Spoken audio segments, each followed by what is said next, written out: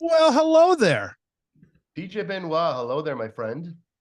Hello, Mr. Tall. How are you, buddy? I'm okay. I'm a little, I'm a little beklempt. It's a Yiddish word about the passing of one Henry Kissinger. He passed away Hmm. last night at the age of 100. I wasn't even a fan. I just, whenever someone passes away that has just been part of your life. I mean, he's been, frankly, he won the Nobel Peace Prize, which some people be surprised to Mm-hmm. hear. The year I was born in 1973. Okay. Mm. So this man was, I don't know if you could say he was accomplishing things or not. That's subject to some discussion. But he's been around my entire life and now he's gone. I don't know, Wow. PJ. Do you have any strong feelings about Henry Kissinger? Not many. I found out that he was born in 1923, which was the same year my dad was born. Hmm. So I was like, wow, my dad would have been 100. That's really weird to think about, actually. So outside of that, I mean, controversial, right?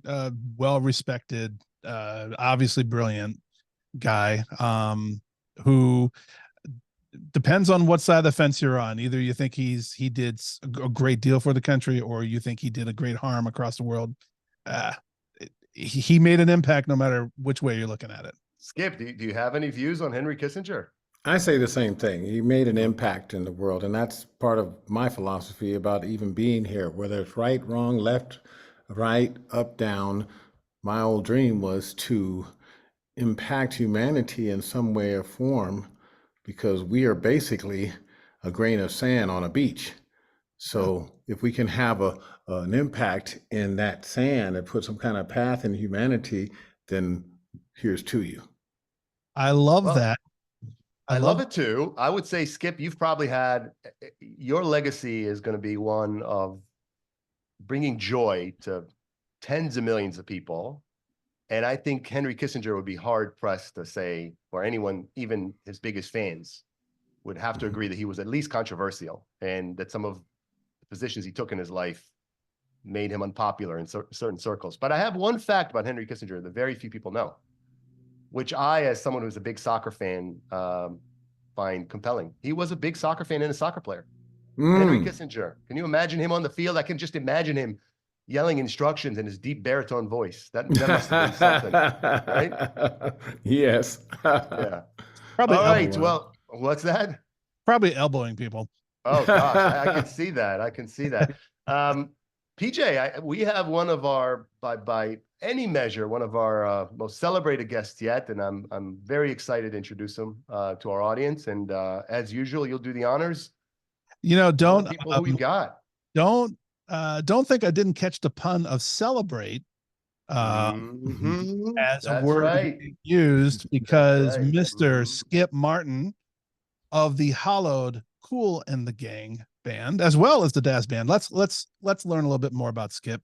Skip, of course, is a Grammy and Emmy Award-winning artist, songwriter, producer, and author, best known for his tenure as a lead singer and trumpeter for two legendary groups, one Kool and the Gang and the other the Dazz band.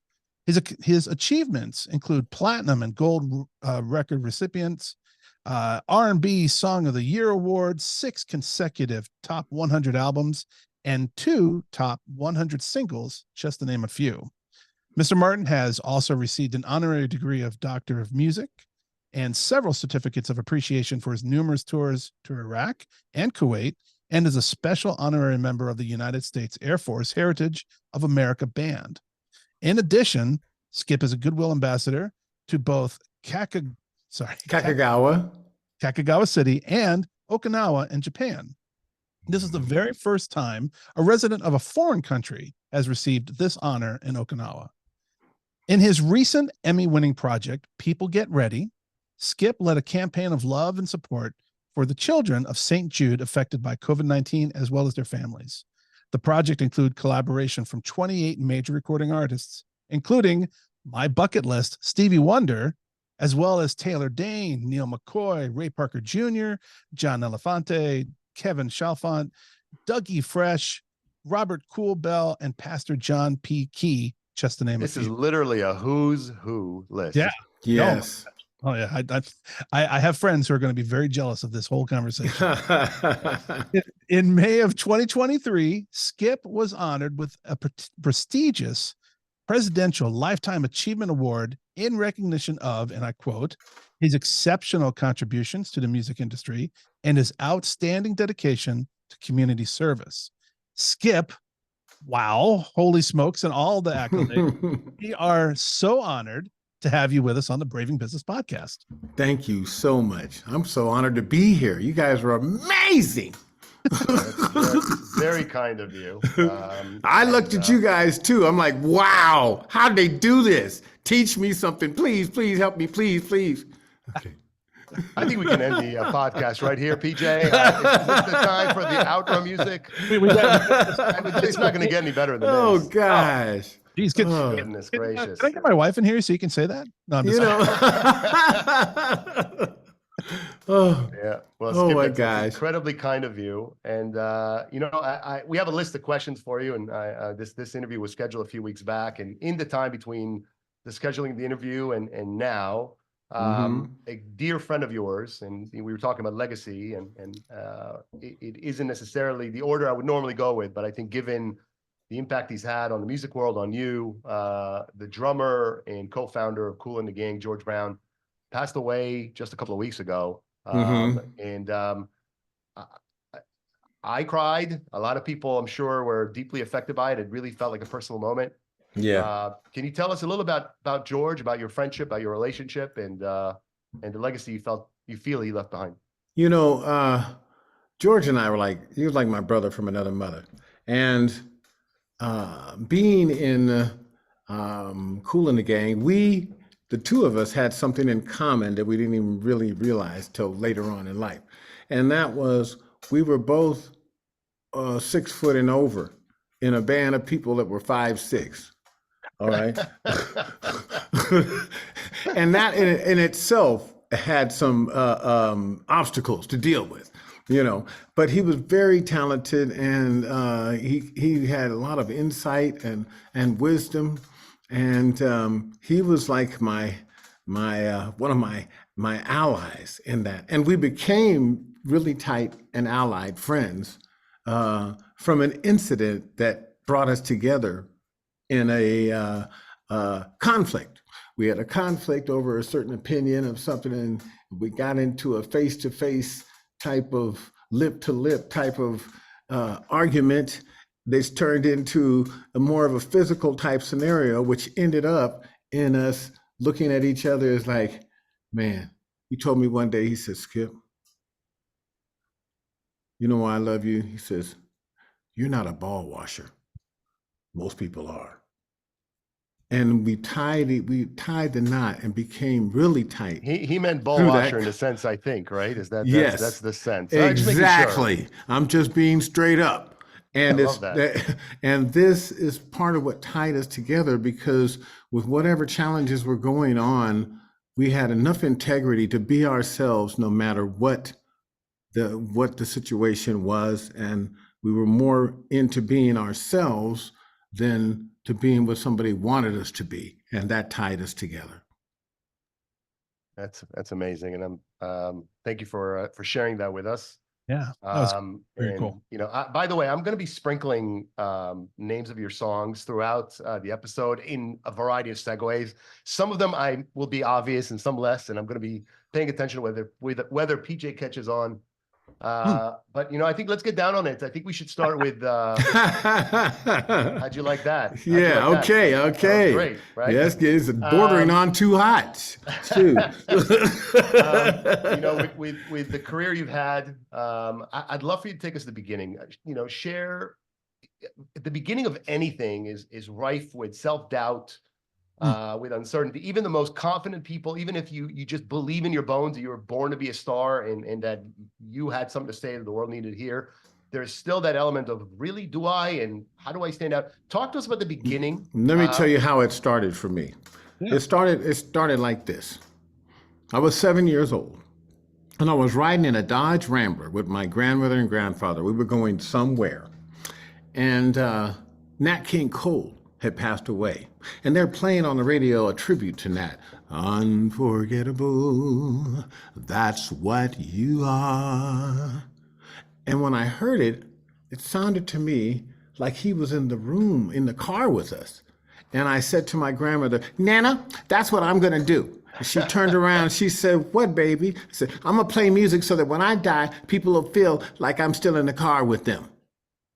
That's where it started for me at 7. Wow. That's amazing. And so I just kept my pursuing, because when your pursuit proves your passion. And that was my passion. So I just kept on doing it. And I just took every day as a part of what was going on with this. I'm going to keep turning this light on because it keeps turning off. So I just kept on going. I took whatever was happening as a part of the journey. And I have learned through any journey, if you look up at the top of the mountain, say you're trying to go to top of Mount Everest, and this is a metaphor for the challenge it takes to get to the top in any music industry or any business industry. And I'm looking at the top of the mountain. If you look at the top of the mountain and you're walking toward it, it looks like it's not moving. It looks like you'll never get there. But if you look down and take one foot over the other, it looks like the ground is moving fast. Then every once in a while, you'll look up and look back to see how far you've gone. But don't keep doing it. Just keep staying focused on one foot over the other. And in time, it will show the gravitation and the elevation that you are gaining by this pursuit. That makes it easier to climb the mountain than looking up at the dream. I like that. It's very cool. The only thing that comes to mind right now, first of all, wow, so compelling. I've never heard that before. I've never heard anyone present it in those terms, and it's so obvious when you think about it, right? I mean, it's like, yeah, it in a way, it makes me think about what I heard when I was very briefly, and again, I'll throw in a song in a second. I was a singer as a child in Israel. I was on Sesame Street, and I'll throw an Open Sesame here, of course. I was a singer, and my story was very similar. I actually, saw a show, told my mom that I felt like I could do it, and then I did. And from that point forward, I mean, I was so young, I didn't appreciate what had happened. And it was years later that I realized, if you reached a mountaintop very early, it feels so daunting to try to go from there to the next place. And you did accomplish a lot of success fairly early on in your music career. Now, maybe that's just my impression of it. Maybe you struggled a really long time beforehand, but you made your mark pretty early. Did it seem too easy?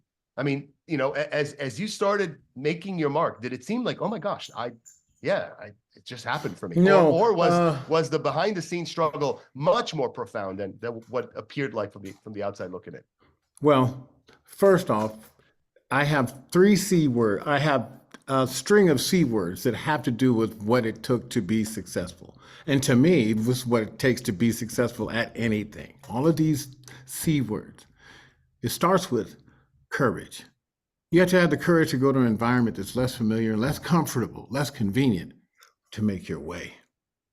Then you have to have the vision to collaborate. Like you and I are collaborating. I have something that you may not have. You have something that I may not have, but there's power in numbers. The third thing is you got to make choices to even do this podcast, to do this thing, to venture out and do this. Then you have to take a chance on how it's going to come out. You take a chance on what you believe, a calculated chance on how it's going to come out, so that you can overcome challenges. The challenges are what make you great. Overcoming challenges is what makes it great for anybody. And the last C would be a relationship with Christ. Some type of way. These, you have to have courage, collaboration. You have to take a chance. You have to take on the challenge. You have to be ready for the changes that will come in your life with these foundations. Those are my guide words and my mantra to success at anything. That's very cool. That's very cool. And I'm gonna get to one of those C's in a minute, but I actually have a question for both you, Skip, as well as you, Tal.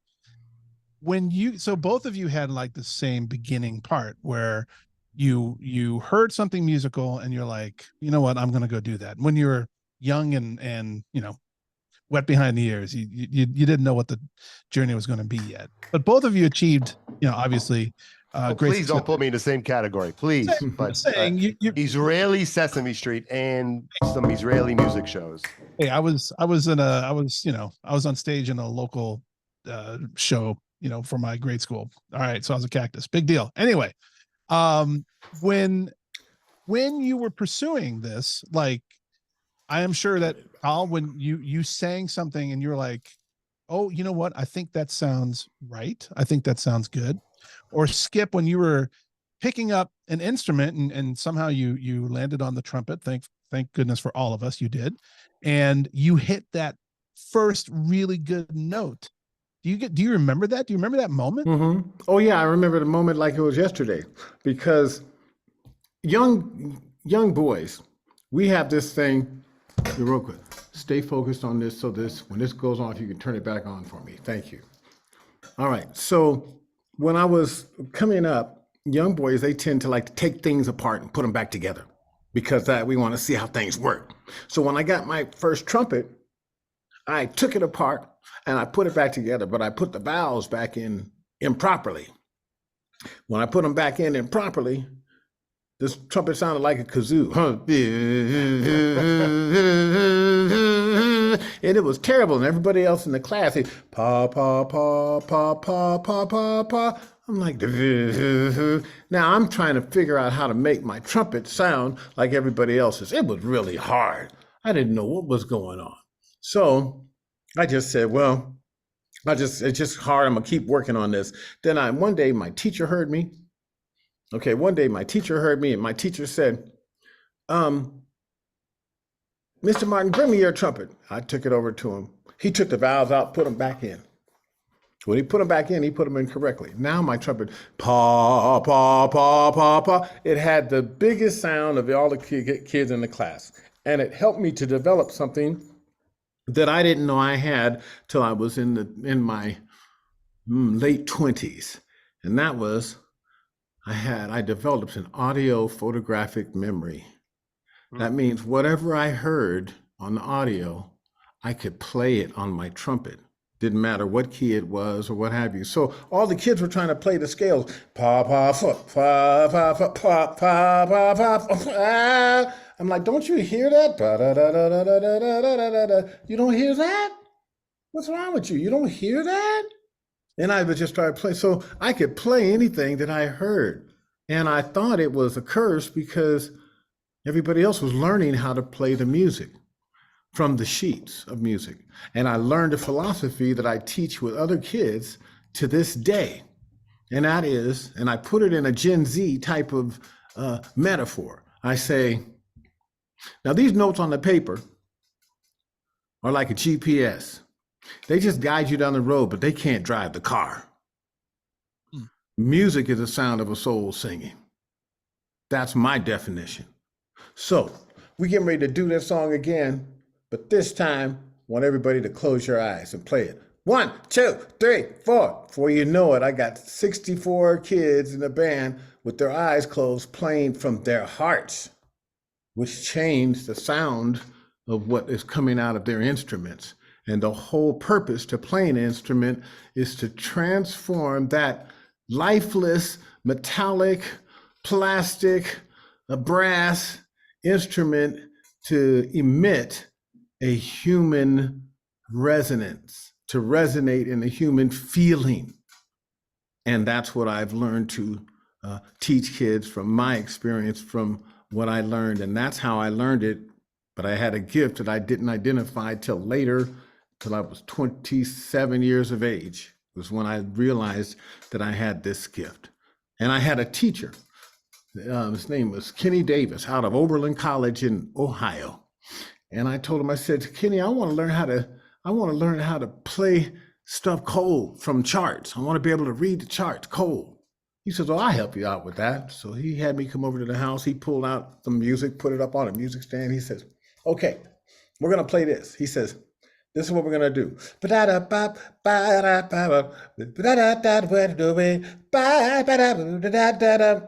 Ba-da-da-da-ba-da-da-ba-bow. He said, now I want you to play it. I said, okay. Ba-da-da-da-ba-da-da-da. Ba-da-da-da-ba-da-da. Ba-da-da-da-da-da-da-da-da-da-ba-bow. He said, wow, that's amazing. I'm like, yeah. He said, that's amazing because that ain't what's on the paper. He said, you got it like that? I said, I told you I want to learn how to read this stuff cold.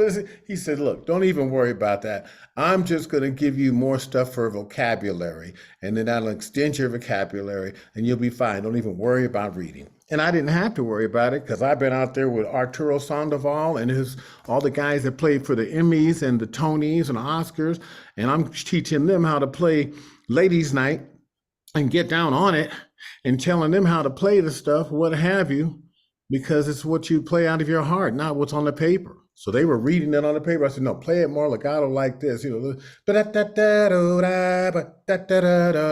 we got it. So that's how I've learned it, and I'm sticking to it. That's my story. Well, first of all, I feel so good to hear that you singing that. There you go. I'm at 3. Oh Just right. getting Well, he already mentioned Ladies' Night. I was going to do that one, but all right, That's fine. right.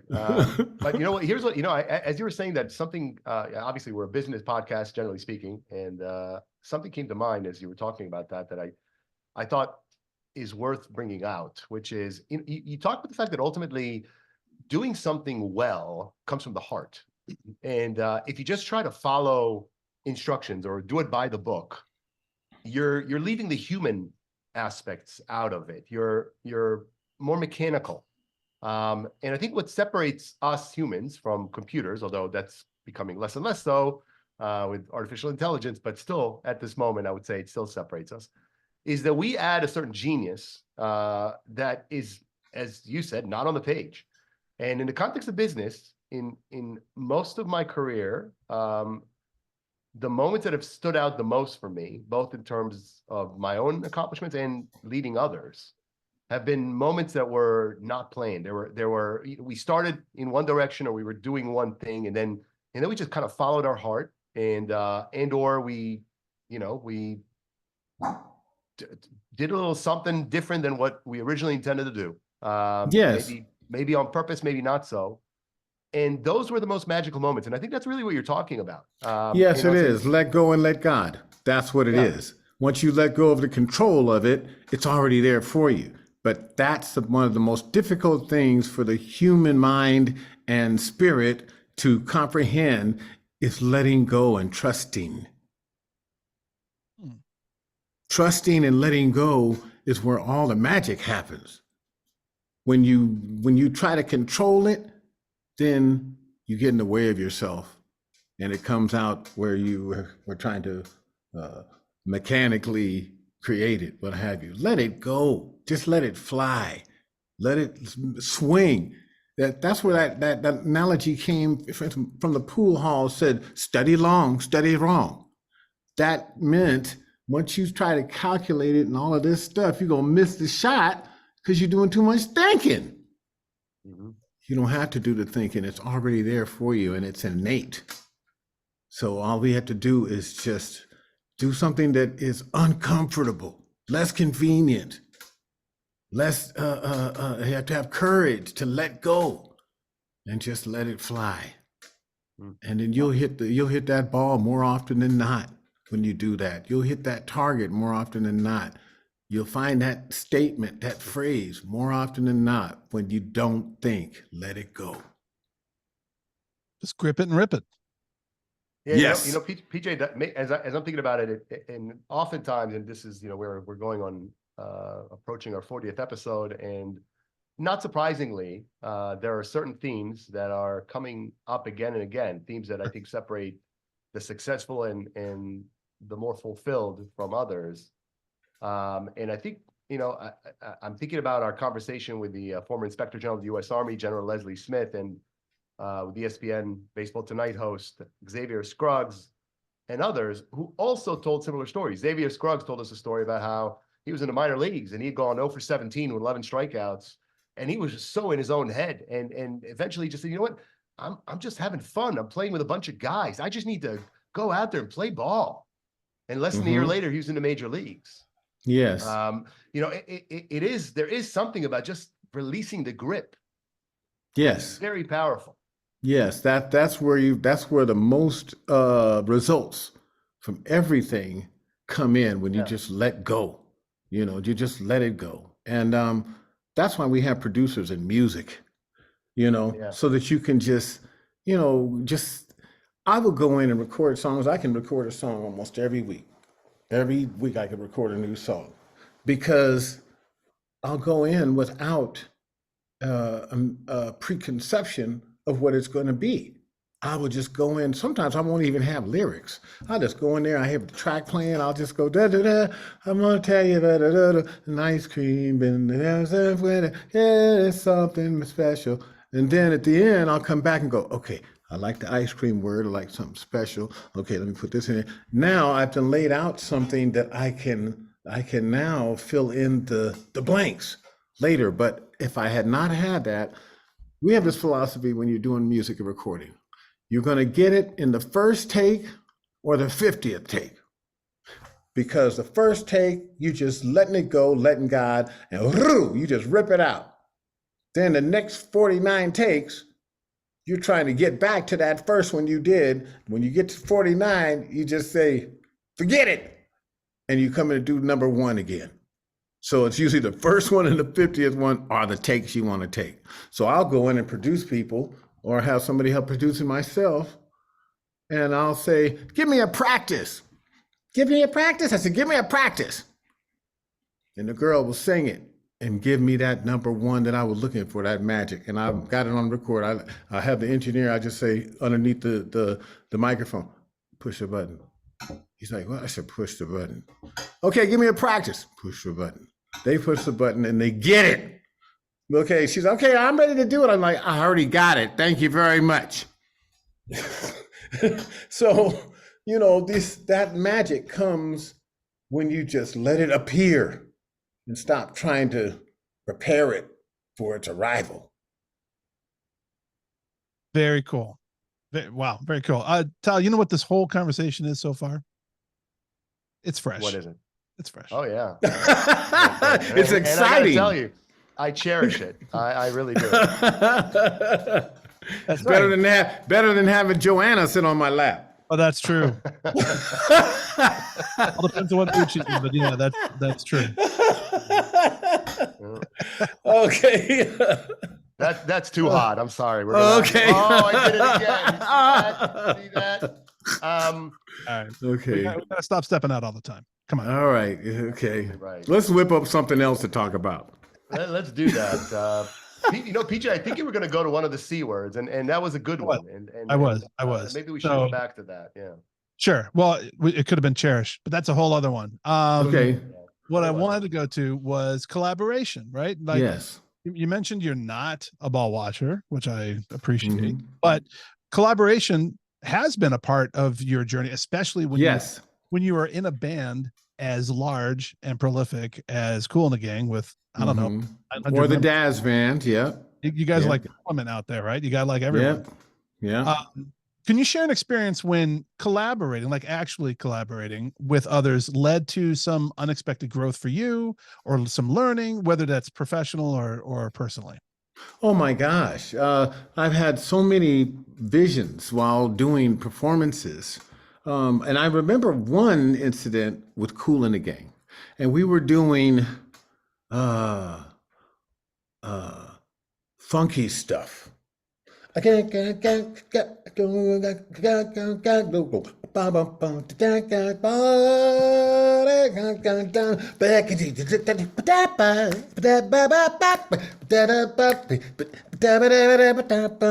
were grooving. Now they're going to give me the solo. Well, I'm playing on my trumpet. And so when they broke it all down, it's just cool. Boom, boom, boom. And everybody's got their little parts. And everybody's staying in their little lane and all this stuff. And I'm feeling the groove. And I'm like, I'm out here with the real cats. I'm out here playing with the real dudes. And they're letting me play my solo and bleed over that. and just was killing it. And I could just feel the synergy and the energy of everybody having their own little parts, but staying in that lane and giving me the space to color it.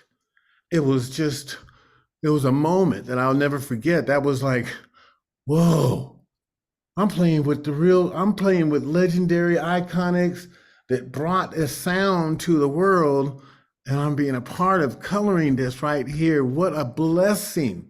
So Skip, in those moments, did you feel like you belonged? Did you have any doubts? Where you're like, did you have any? No, I imposter never had any syndrome? doubts. No, I didn't have any. I knew I belonged. I It love was that. my space. I was confident with that. I'm like, yeah, I'm gonna step in this hole. I got this, and but I had that confidence because I was on the journey since I was 7 years old. This was 30 something years later. And I'm in that moment. So I knew that moment was going to be there for me because I claimed it when I was 7. And whether I wrote the song or not, the whole purpose of it was the fact that I was going to leave something here in this short blink of an eye we call a lifetime that will span and live longer than my physical body. And that's all I wanted. It didn't matter about girls, didn't matter about cars, didn't matter about riches and gold, didn't matter about properties and this and that. It mattered about being able to leave something that would touch somebody like I was touched when I was sitting in that car. PJ, you and I just interviewed Eddie Wilson, who's a billionaire, and he shared a very interesting story with us. He told us that it was only when he found purpose that he finally felt at peace. It didn't matter that he started 120 companies and sold 90 of them. It wasn't until he really felt like he was there for a reason that it all came together for him. And I think that's very similar to what we're hearing from Skip. Oh yeah, I love that. I was going to mention, you found yours earlier, which is yeah. And Skip, I was going to mention your analogy of grains of sand. Or, we're all grains on the beach. I was one of my personal philosophies, or actually one of my longest life's goals, has always been how to figure out how you can leave a mark on the world without leaving a bruise, right? And that is, I think this is all kind of ties into that, where giving forward and finding your place, and your collaboration was from that story was not only about learning how to work with others, but it's learning how to flow with others. And there's a difference. Yes. Right. One side of it is to tolerate others, and you can't change what you tolerate. So I try not to tolerate. I try to flow with it and be a part of what it is, and that's where the growth occurs. That's what I've come to find out. And I remember being on a beach one day where I came up with that analogy about the sand, because we was playing a concert. We were going through Côte d'Ivoire, which is the Ivory Coast in Africa. And the truck that we were in, the van we were in, stopped along this beach so guys could stop and get trinkets and what have you to take home and souvenirs, Now, I'd already gotten a bunch of souvenir things, so I had no room to do that. So I went out behind the shack to the beach. When I got to the beach, it was just right behind the shack. And I got to the beach, I looked to the left, and as far as I could see to infinity, there was nobody on the beach. And I looked to the right, and as far as I could see to infinity, till it got to a mist, there was nobody on the beach. And I could feel the ocean waves just rumbling and rumbling.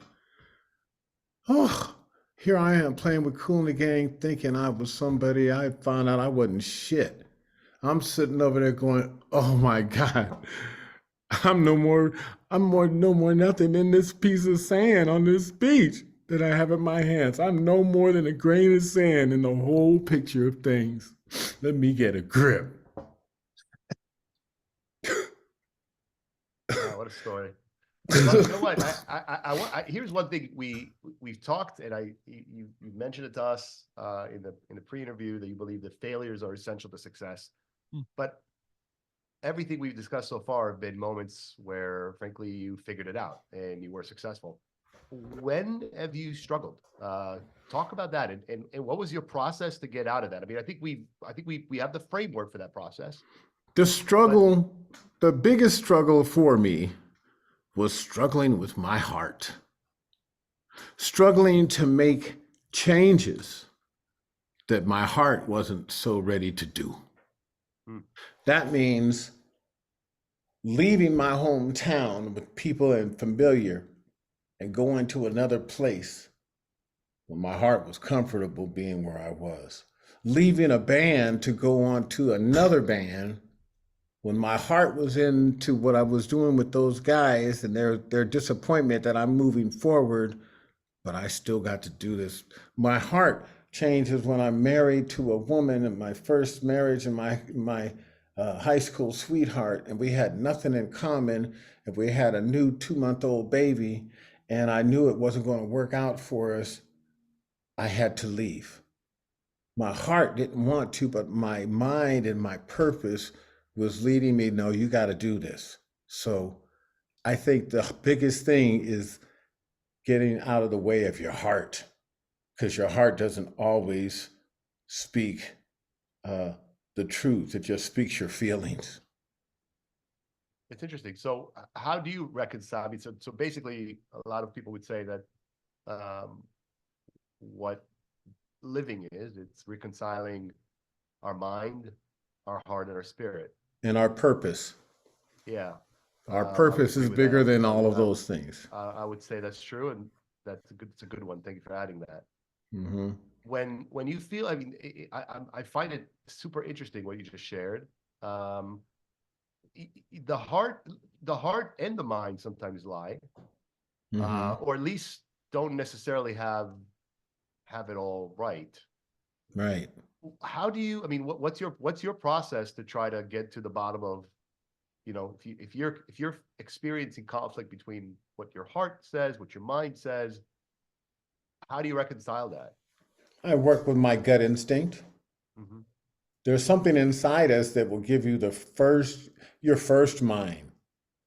What does your first mind tell you to do? Your heart tends to come in as an afterthought. It's a conscience. It comes in on the afterthought. But your mind and your purpose is a vision that comes to you first. Shoot that shot. I see it. Boom, shoot it. You know, make that decision. I see it. Boom. Make that choice. I'm thinking to choose to do, well, if you're thinking to choose it, you're studying long, you're studying wrong. If you've got an inkling that that's what you need to do, step on it and go out there and trust in it and take on the challenge, take the chance that something's going to change. And that's not always comfortable. And I found myself, I wanted to know about some of the trials. I had some trials I had to go to counselors, this and that, because I would get to moments where I was drugging, I was drinking, I was falling into depressions, I was this and that and so forth. And here I was sitting in a house that was comfortable with a woman that loved me, and everything was there, and the carpet was done, it was clean, it smelled nice, and this and that and so forth. And I'm going to the counselor saying, why am I falling off this wagon and feeling this way? And I talked to him for about a year or so. And then one day I just told him, I said, you know what? I'm paying this money for this counseling thing. This stuff ain't doing a damn good for me. I said, I don't have a resolution. I don't have a solve for this. He said, well, look, just take this time. I want you to read a couple of these things. Just take the time. The next time I went in there, I had diagnosed myself. I said, you know what's going on? I found out what the deal is. I'm depressed because I can't live in mediocrity. I have to have a challenge. Without a challenge, I feel like I'm not accomplishing or doing anything. And that makes me depressed. That makes me fall into these certain things, because the challenge to me is the source of life. I've been challenged my whole life. So without the challenge, there was something missing. And I didn't know what that was. And I couldn't figure it out till that day. And it came to me, it's been too easy for me sitting here. I can't just sit on easy street. I have to challenge myself because that's where I grow. You know, I have created, now I'm 66 years old. I have created 64 albums. The reason why I have so many albums, each one of those album projects has about 10 songs on them. So the reason why I do that is because the creation, for me, just like women, is the happiest time of my life. That's my happy place. When I'm in the studio creating a new song, it's like a woman nurturing, being pregnant and nurturing a new child. And then sometimes the women go into postpartum depression because that happy moment is over. And now the child is here, you got to go on, but that process is over. So I feel the same way when I get finished with the process of creating a song and we do the last downbeat, boom. Then the guy said, okay, that's it, we got it. And I was like, that's it? We're done? Oh. In order to come out of that funk, I gotta write another song. And then, then I come out, I'm back in my happy place again.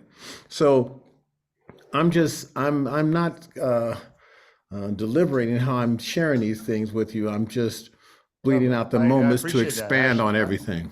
I think our audience would love, I mean, I love hearing what you have to share with us, and I love that it's off the cuff. Here's what I heard. I heard you talk about, you need to recognize when you're not comfortable, and recognize that being uncomfortable actually oftentimes leads to the greatest growth. Yes. And I think it takes a lot of self-awareness. You need to know yourself. You need to know what motivates you. And then you need to recognize those moments in your life where, frankly, you need to do some stepping out. Yep. The growth does not occur in a comfort zone. I love that you are getting every one of these, PJ. I'm really impressed. I didn't know that you would. I didn't. I honestly. I used to have a radio show. I know a lot about music. That, yeah. Growth does not occur in a comfort zone, and comfort does not exist in a growth zone. So that's just how it is. It also sounds like complacent. That's a T-shirt right there. Right? Yes. I don't know. Did you catch what he just said, PJ? That was. I heard most of it. You repeat that again, because I think we spoke over you, and I want the audience to hear it. I said growth does not occur in a comfort zone, and comfort does not exist in a growth zone. Ah, that's very true. No, that is a T-shirt. Absolutely. Well said. Well said, young man. Thank you. 64 albums and like 10 songs an album. That's like 1, 2, 3, 4. That's like over 20 songs. That's amazing. That's DJ's not good at math. Terrible math. Yeah. All right, so we'll switch to very recently. You had just received the Presidential Lifetime Achievement Award, which is that at Lincoln? Like, I don't like explain that. No, that came from Joe Biden and Kamala Harris and the White House and certain people. I don't think he meant Lincoln actually awarded it to you. Right, I think he's been there for a while. I think he meant the Lincoln Awards. Yeah, the Lincoln Awards. It wasn't the Lincoln Awards. This was an award for my. I spent a lot of time, and this helped me to find my purpose. I enjoy doing music. I enjoy playing concerts. I played in front of 1 million faces. I've even got a song, I've had some drinks in exotic places, been around the world, seen 1 million faces. I've ate with kings and I've drank with, but nobody makes me feel the way you do. So I've been around the world doing a lot of things, but what gives me the most joy and satisfaction is when I can go into a classroom or a radio show like what we're doing right now, or a speaking engagement, and get those aha moments where the kids look back at you and go, I got it. Oh, that's like gold to me. That's a real connection. And then when I come back, this 3-year-old, 4-year-old, 5-year-old is now 8 years old, 9-year-old, 10-year-old, and they're making me origami birds and flowers and stuff, and they're looking at me like I'm God because I remember you, Martin Son. I'm never going to forget you. So I made an impression in a young life that just from being myself, following on the floor with puppets and communicating with kids that don't even speak my language, but using the puppet as a conduit to connect with them, acting like a child on the floor. And they're having a ball. You know, so I've really come to find some of my purpose in the things that I do for others. I get more reward because the most profound project of my life was when I did the People Get Ready project, because it wasn't about me, it's about us. And when I can do things about us, that's where my most joy and gratitude and reward comes from. Also, it also comes from when I can achieve something and my adversaries define what my reward is by seeing me do something they thought I couldn't do. So adversaries are key to the definition of reward. In other words, those are haters. Everybody needs that. Well, you know, and generally speaking, the more you accomplish, the more there are people that don't like you. And, you know, we had the celebrity event planner, Edward Parati, on a recent episode. And he talked about the fact that, you know, he doesn't expect everyone to like him. It's actually part of the game is knowing that you're not going to be liked by all, and that's okay. And being motivated by some of the hate. You're incredible story about that's in his episode. Yeah, your adversaries define your rewards. Adversaries define your rewards. Interesting. I'll have to think about that. Listen, there's a fact you shared with us, and I touched on it a little bit before, that I think is well worth diving into, and that is the fact that you, to this day, share with us that you still experience stage fright, which is astonishing. Astonishing, right? I mean, you're talking about one of the greatest musicians of our lifetime, who's performed for millions of people, upon thousands of times, for millions upon millions of people, and whose music has been heard by billions. Yeah. Okay. Well, I mean, my daughter just got married, and we had your music playing. You know, let me tell you how that came into play. How is that possible? Okay, this is possible like this. Well, I grew up blind like a bat. I couldn't see very well, and I always wore glasses. When I got on stage, I would take my glasses off. Then I would just see the heads, no eyes, no mouth, no definition. Then I could act like an ostrich with my head in the sand. And I could be like, if I don't see you, you don't see me. So I could be that alter ego. And so for many, many years, that's how I performed on stage. So one day I'm playing at a place called the Worlds of Fun in Kansas City for about 40,000 people with the Dazz band. And I'm getting ready to slink up to the stage all suave and debonair. And I'm walking up there, get ready to sing this ballad, "Don't Gamble With My Love." And the band is, and I'm getting ready to go up there and sing. And I had just got these Bauschem Lomb soft contacts when they first came out with the heater and the sanitizer and all that stuff. And I had put those things in. I could see 40,000 pairs of eyes looking at me. I couldn't think of one word to say. Wow. And the band is just playing. I'm standing up there like a deer in the headlights. I couldn't find one word. I thought it was the weed. I couldn't see nothing. I was like, oh man, I couldn't see anything.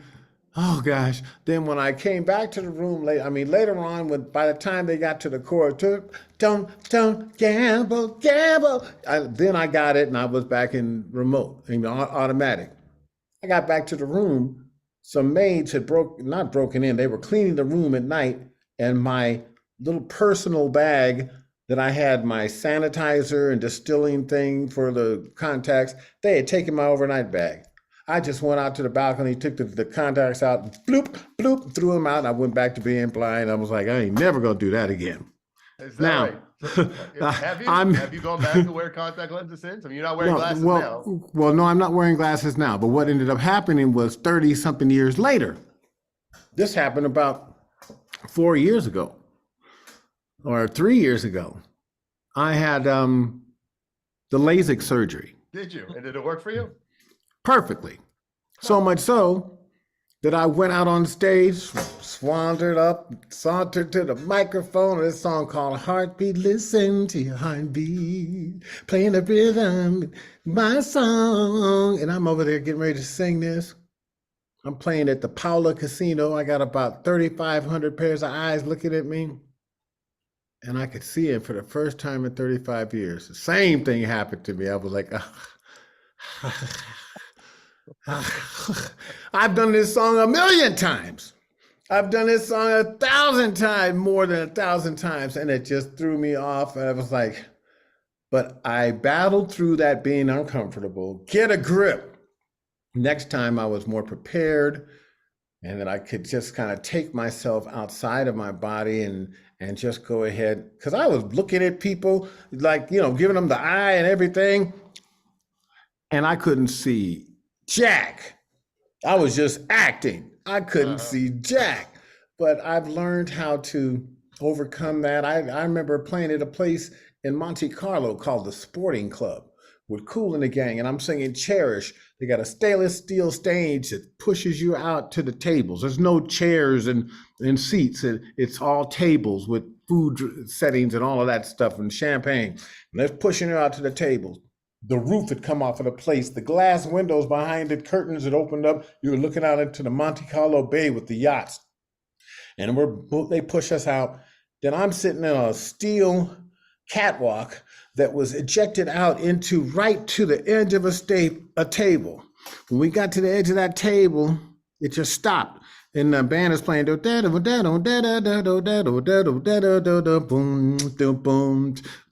boom, boom, boom. I was supposed to sing, let's take a walk together. But I couldn't think of a word because I'm looking there. Here was Sir Elton John, Princess Steffi, and Andrew or whatever, Prince Henry or somebody, whatever, from Stephanie.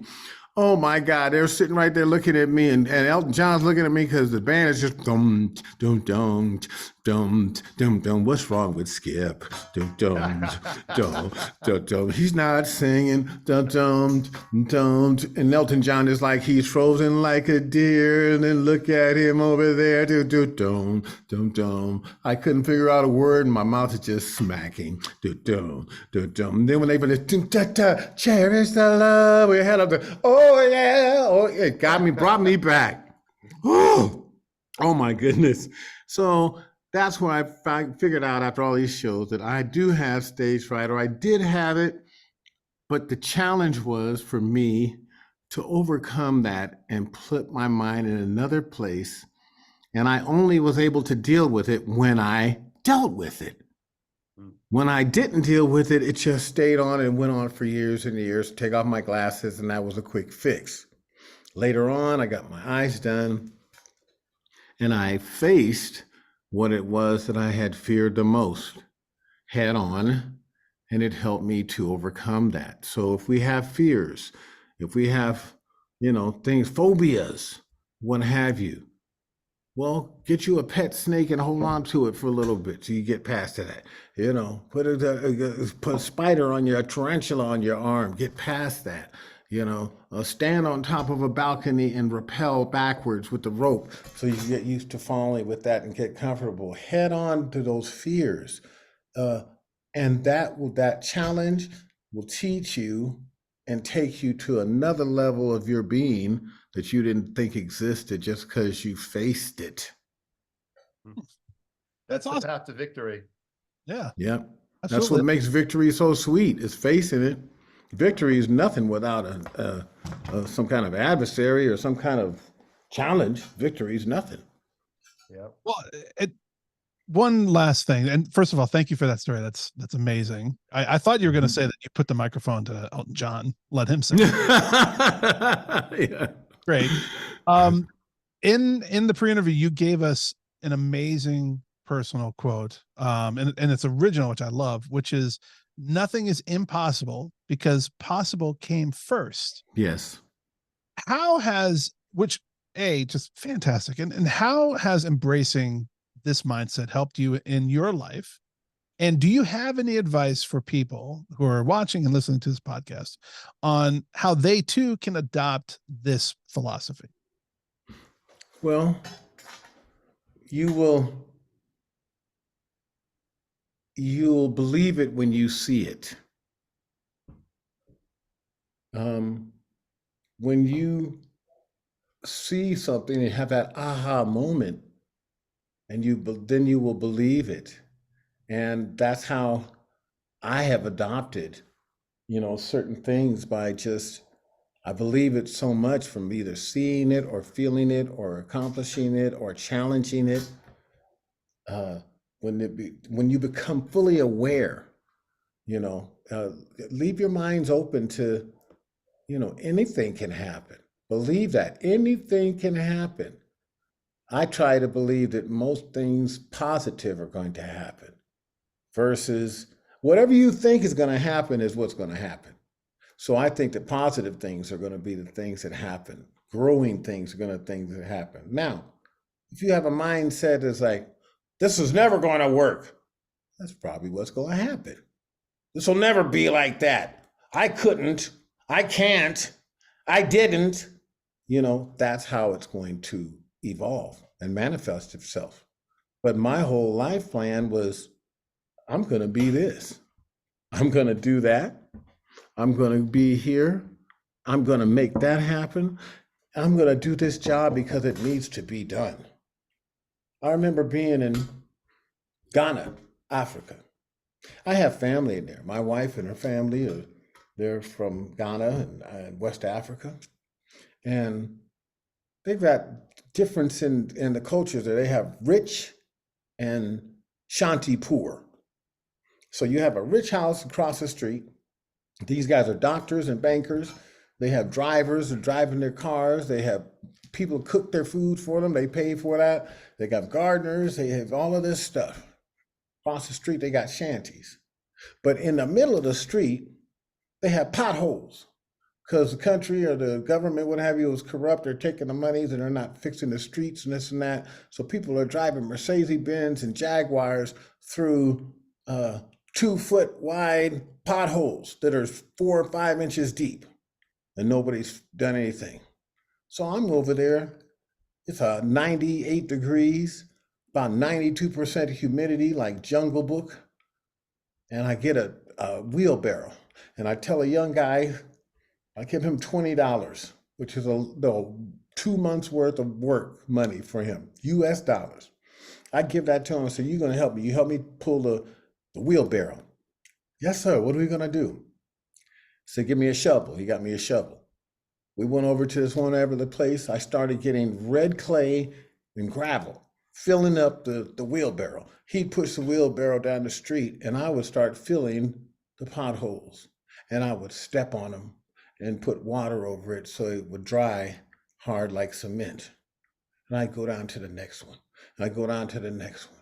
And I'd go down to the next one. Now, why am I doing that? Because it needed to be done. And hopefully when I got back home, I got back home early. My wife sent me a picture later on, about a week later. And she was showing me a picture of a driveway with asphalt in it. And I'm like, why are you sending me this picture of asphalt on the driveway? Because she said, because people saw what you did and it made an example. So they started putting asphalt on their driveways. So. Wow. Amazing. I'll tell you what I'm taking away from what you just shared. First of all, as I think about the first thing you said, which is you need to see it to believe it. I think you're talking about seeing it yourself and in your own mind. It doesn't necessarily have to yet be manifested. Right. But in your own mind, you need to see the end game. You need to believe it. That's the first thing. Right. The second thing I heard is, and I am absolutely a believer in it, is that if you a big differentiator between people who accomplish things and people who do not is people who are negative and think negatively fail. Mm-hmm. We all face the same challenges, but if you start from a place of expecting to fail, then you're very likely to fail. Mhm. So if you're going to do something, you may as well do it believing you have the opportunity to accomplish it, be successful in it, and be mindful about not listening to the naysayers, because they're going to be naysayers. And there always are reasons why things won't work out. But if you genuinely have seen it in your own mind, go for it. And the last thing I heard you say, which I think is such a profound thing. I mean, we're talking to a legend who is filling potholes. Yeah. There's nothing that you're too good to do. Right. There's no job that needs to be done that any one of us is above doing.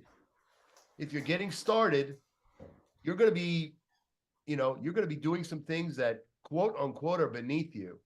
There's no such thing. It is, in fact, almost always the case that big things begin with small steps. Mm-hmm.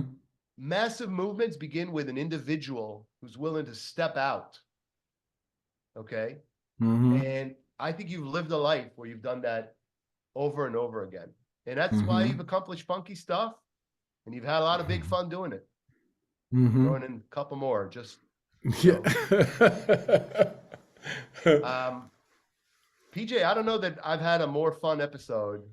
First of all, the musical effects. You and PJ and I were talking literally right before you joined about the fact that we're going to be adding some sound effects to the show, and we were doing a little bit of that, and you actually gave us the human version of sound effects, and from the mouth of a legend, no less. And how humbling to have heard you sing for us and hum for us. I don't know, PJ. I feel like I want to give you a chance to say your goodbye as well before I say mine, or it just feels like a moment I'm going to remember, not just, in the context of our podcast, lovely, but in the context of my life, having the opportunity to sit here in front of a man whose music I listened to my entire life, who's part of the soundtrack of my life, is an unbelievable honor. Unbelievable. Thank you. And I want something from you. What's I want that? you to help me to take my gifted storytelling abilities to create the right presentation to be an example like what you have been to me. And that is to be able to get it out to as many people and places I can, to monetize on the knowledge and the wisdom that I've become, because I'm a professor of life now. And at 66 years of age, I want to utilize more of my wisdom and less of my knees and physicality going into the future, because that's where my strength lies. So I'm looking for you to help me. I have some ideas right off the top. So I will share them with you. Absolutely. Okay. And I got to say, it was even as impromptu as your scat was at various points during our show. I mean, I'm a huge fan of Al Jarreau, and he started doing that, just took me back to him. And like the first concert I ever went to was Chuck Mangione. Wow. Yeah.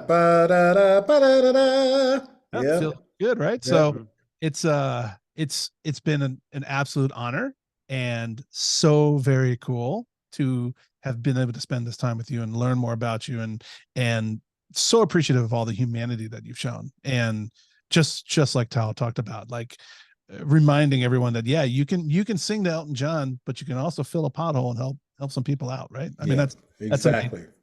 Exactly. Our guest today was the amazing Skip Martin, a Grammy and Emmy Award-winning artist, songwriter, producer, author, known obviously for his legendary career with Kool and the Gang and the Dazz Band, recent honoree with the Presidential Lifetime Achievement Award. Thank you for sharing your wisdom with us. We hope to have you back, and here's to a friendship, which I say with nothing but humility. But I feel privileged to have had the opportunity to have you on the show, and to have you a part of my life. Thank you very much, Tal, and I appreciate it, and look forward to having some more tutelage from you and mentorship in this direction that I'm a novice in. Well, outstanding, sir. Outstanding. Thank you so much. All righty.